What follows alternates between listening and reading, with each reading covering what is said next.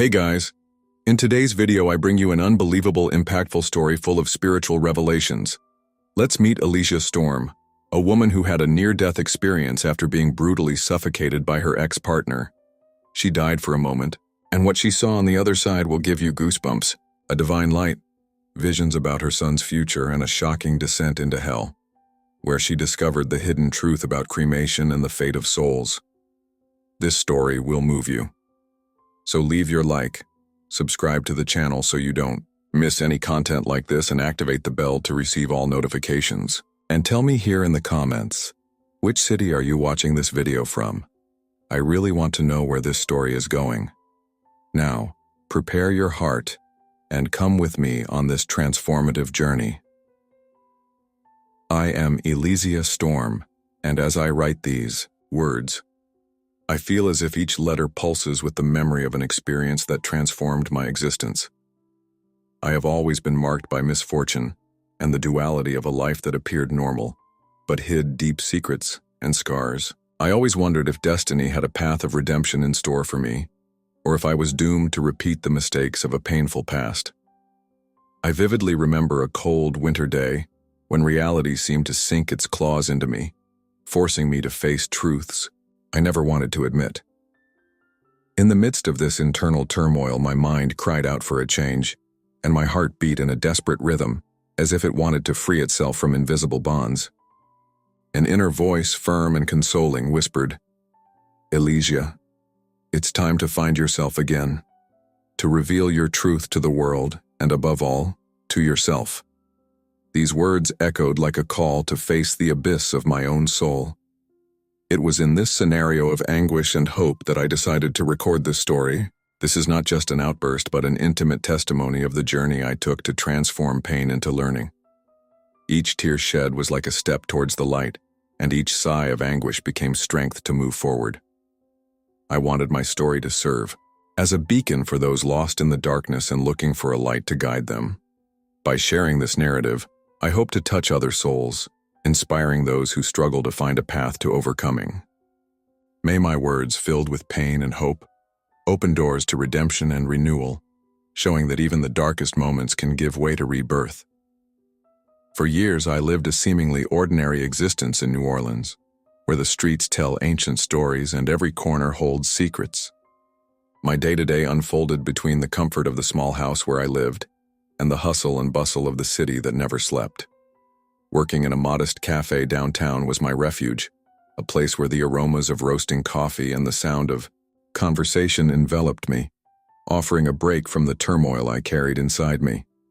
In the mornings, I walked the cobblestone streets, watching the shadows dance and the sunlight reflect off the windows of the historic buildings. In the midst of the rush, destiny reserved unexpected encounters that, at times, warmed the heart, and at other times left it melancholic. "Good morning, Alicia," said the owner of the cafe, an always smiling man who seemed to know all the city's secrets.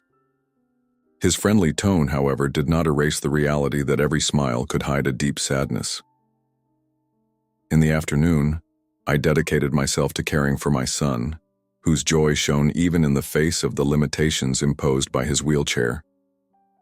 In small moments between one game and another, we heard the soft music that echoed from the speakers in the streets, as if the city itself wanted to comfort us. Conversations with neighbors and acquaintances always brought a mix of comfort and melancholy, reminding me that even in the midst of the simplicity of the routine, the past and challenges were never too far away. At the end of the day, as New Orleans was transformed with the lights of the bars and the effervescence of nighttime gatherings, I wondered if somehow I would be able to leave behind the scars of what I had experienced. The contrast between the serene beauty of the city and the pain I carry in my soul created a constant duality, where every moment of peace was tempered by a painful memory. Amid the apparent tranquility of my routine, the shadows of the past always found space to infiltrate. I discovered, with a mixture of disbelief and pain, that the man I once swore to love, the father of my son, had betrayed me in a devastating way. It all started with small signs, furtive glances, hidden messages, gestures that didn't correspond. to the complicity I imagined existing between us. Once, when I found a text message on his cell phone, I read words that cut into my soul. I vividly remember the chill that settled through my veins when the message revealed a betrayal that went beyond what I had ever suspected. "You were always just a shadow in his life," the message said, words that echoed like a sentence. In a moment of anguish, I confronted him. "Explain to me, why did you lie to me?" I begged with tears in my eyes, looking for an answer that could soothe the open wound. The answer, vague and full of lame justifications, only increased the feeling of humiliation. The betrayal wasn't just limited to him. A close friend, someone in whom I placed my trust, was also part of this cruel game of falsehoods. The revelation of this double betrayal rocked my world. Amid the whirlwind of emotions, heated confrontations, and arguments that left visible and invisible marks, I realized that the wounds were deeper than any words could describe. The days that followed were filled with bitter dialogues and silent looks that said more than any accusation. "How can I trust someone who lies so blatantly?" I asked, trying to find a foothold to rebuild my faith in humanity. Each reunion, each conversation, was permeated by a bitterness that insisted on not dissipating. The feeling of betrayal turned into a weight that carried the emotional cost of broken trust, and the echo of those moments of disillusionment resonated in every part of my existence. After the devastating episodes, I sought relief, even if temporary, from the anguish that consumed me. Amidst the internal chaos, I found refuge in meetings with friends who, like me, longed for moments of peace.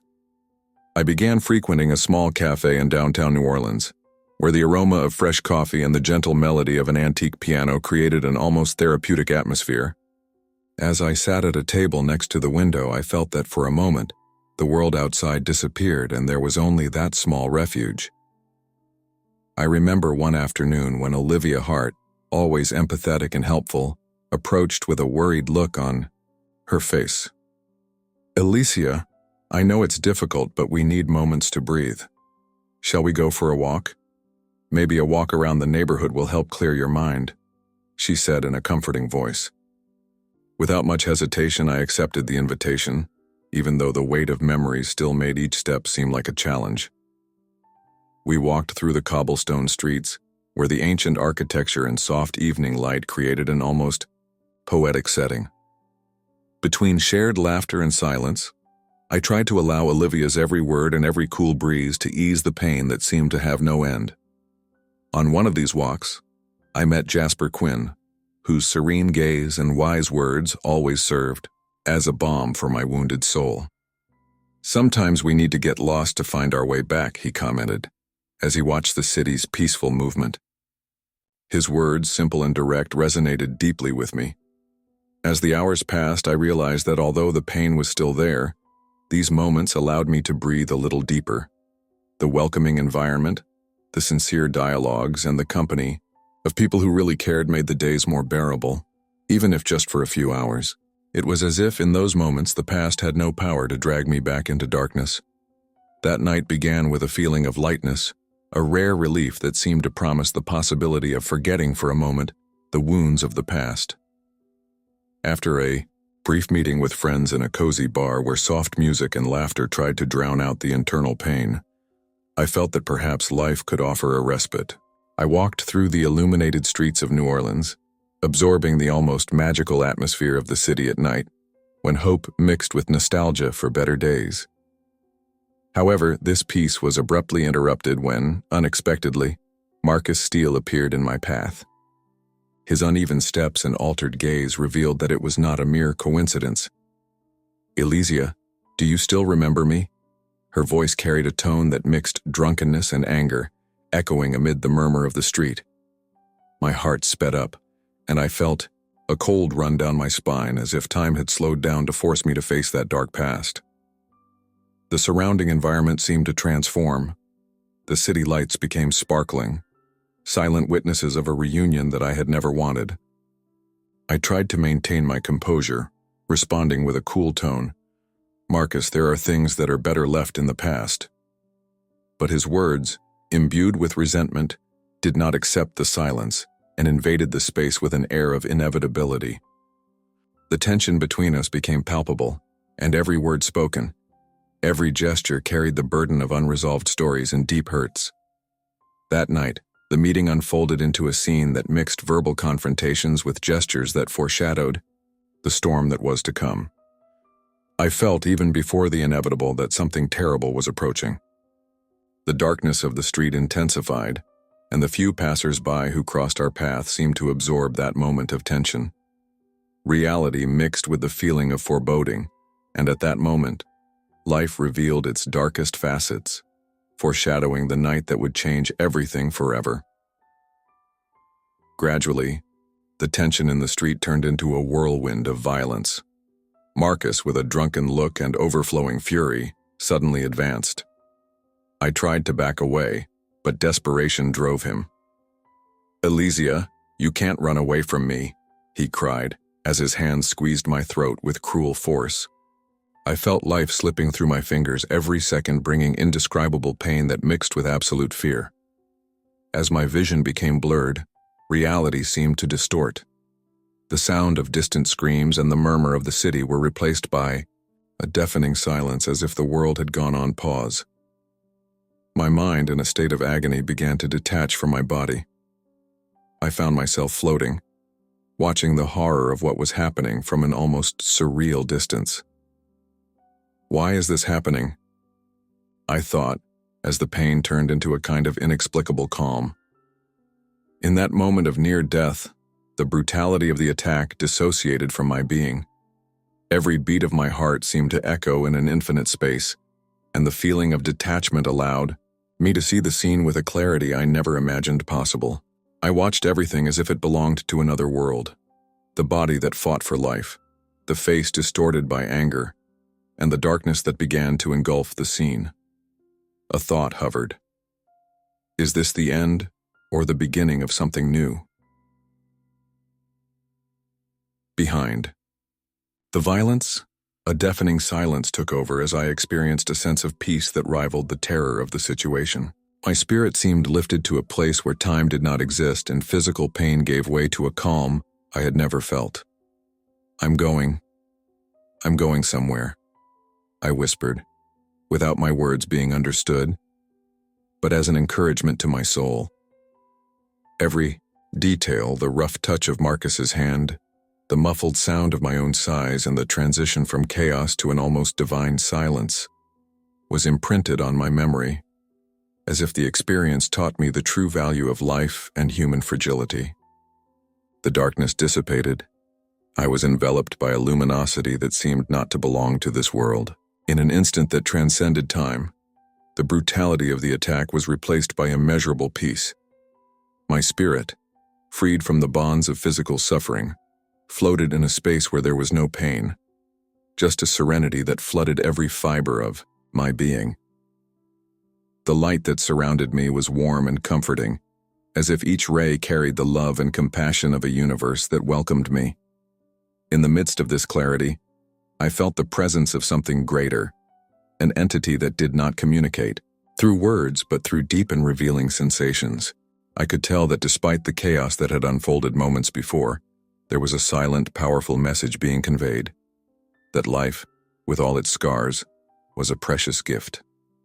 "Fear not, Elysia," this divine presence seemed to whisper, not with the voice but with the essence that invaded my being. In an intimate and barrier-free dialogue, I was led along a path of self-knowledge, where I realized that each pain, each tear, was a necessary step towards fulfillment. My eyes were filled with images of a future where my son would become a man of unshakable strength, overcoming limitations with a courage I had never imagined. While floating in this ethereal state, every sensation was intensified. Memories of betrayals and conflicts turned into lessons, and fragments of light came together to compose a mosaic that revealed the true meaning of love and existence. It was as if the universe was showing me, in a silent and profound way, that redemption and rebirth were possible, even after the darkest moments. I then felt a wave of understanding that swept my entire being, confirming that each choice, each path taken had led me to this exact moment of clarity. In this space between life and death, the message was unequivocal. Darkness can always be overcome by light, and love, in its purest form, is the key to transforming suffering into strength. Suddenly, the peace that surrounded me was torn as if a curtain of shadows fell over me. Without warning, the bright light gave way to oppressive darkness, and I found myself being drawn into an abyss where the air was thick and the weight of guilt seemed to materialize. Around me, the environment transformed into a hellish scenario.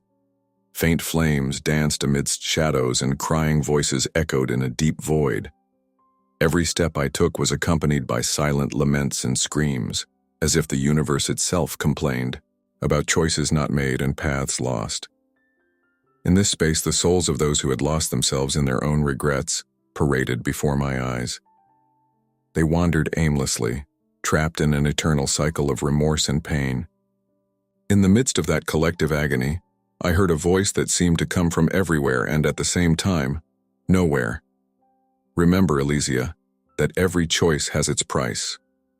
This voice carried the tragic wisdom of lives marked by bad decisions, and each word seemed to pierce my soul, reinforcing the message that the torment was a reflection of a past of errors and omissions. As I walked through that hellish landscape, the images followed one another with silent violence, faces contorted in agony, hands outstretched in search of redemption that never came, and empty eyes that begged for forgiveness that they couldn't find. In a moment of despair, almost a whisper, I asked, "Is this the destiny of all of us?" And the answer came, not in words, but in the continuous murmur of suffering around me, as if every soul, every scream, was echoing the bitter truth of the consequences of choices. Every second in that hell was a brutal lesson, a mirror that reflected my own fears and regrets. And even as I faced that torment, I felt an internal flame of determination light up, as if that descent was also an invitation to understand and transform the burden of the past into a source of learning for the future. After the remnants of that devastating night, I felt like something in me had changed forever. Upon returning to reality, the scars of physical and emotional violence were still pulsing, but now, a new flame of purpose was beginning to ignite. I knew I could no longer be held hostage by a dark past. Every pain, every tear, had been transformed into a lesson that drove me to seek a fresh start. I sought support in every friendly face that life offered me.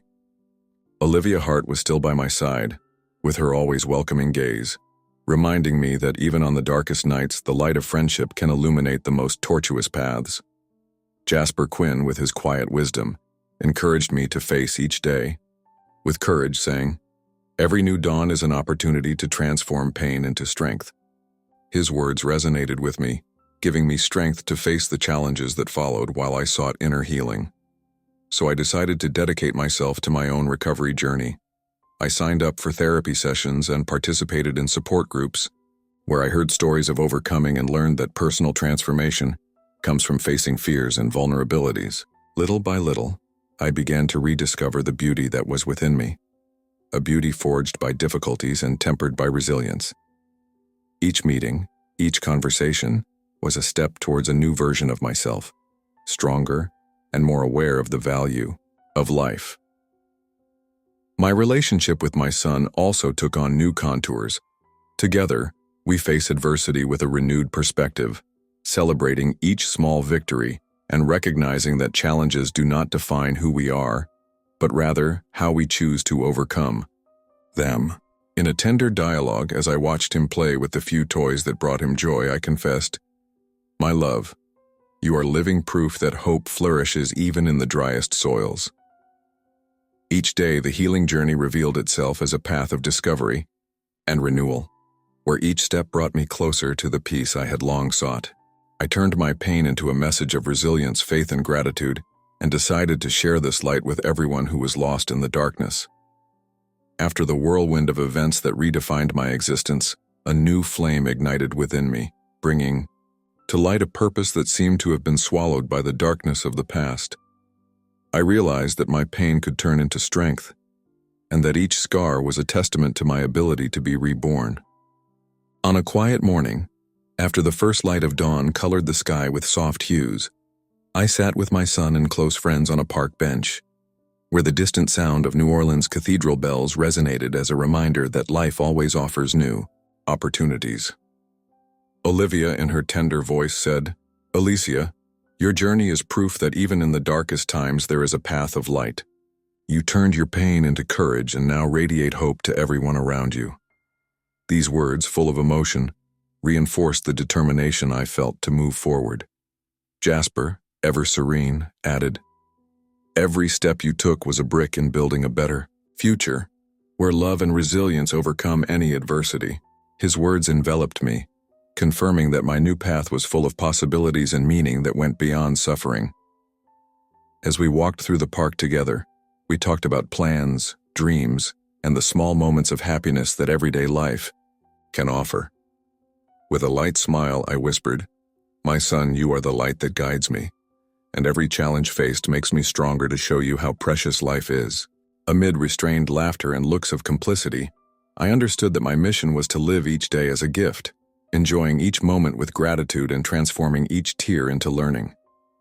The healing journey revealed itself not only in me, but also in the way I saw the world. By accepting the responsibility of being an example of overcoming, I discovered that true power lies in the ability to forgive, love, and move forward, even when everything seems lost. I am Elysia Storm, and as I write these words, I feel as if each letter pulses with the memory of an experience that transformed my existence. I have always been marked by misfortune and the duality of a life that appeared normal, but hid deep secrets and scars. I always wondered if destiny had a path of redemption in store for me, or if I was doomed to repeat the mistakes of a painful past. I vividly remember a cold winter day when reality seemed to sink its claws into me, forcing me to face truths I never wanted to admit. In the midst of this internal turmoil, my mind cried out for a change and my heart beat in a desperate rhythm, as if it wanted to free itself from invisible bonds. An inner voice, firm and consoling, whispered, "Elysia, it's time to find yourself, again to reveal your truth to the world and above all to yourself." These words echoed like a call to face the abyss of my own soul. It was in this scenario of anguish and hope that I decided to record this story. This is not just an outburst, but an intimate testimony of the journey I took to transform pain into learning.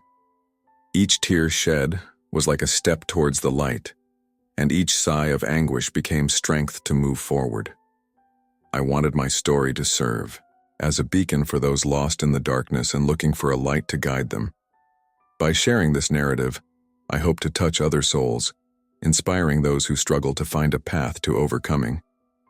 May my words filled with pain and hope open doors to redemption and renewal, showing that even the darkest moments can give way to rebirth.